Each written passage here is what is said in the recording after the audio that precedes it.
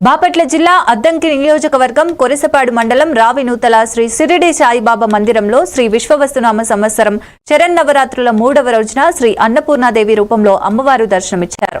ఉభయదాతలు తోట రామాంజనేయులు కుటుంబ సభ్యులతో కలిసి ధూపదీప నైవేద్యాలతో పూజలు నిర్వహించారు. గ్రామ ప్రజలు ఉత్సాహంగా పాల్గొని అమ్మవారి ప్రసాదాలు స్వీకరించారు. ఉత్సవ వాతావరణంలో భక్తులు ఆధ్యాత్మిక ఆనందం పొందారు.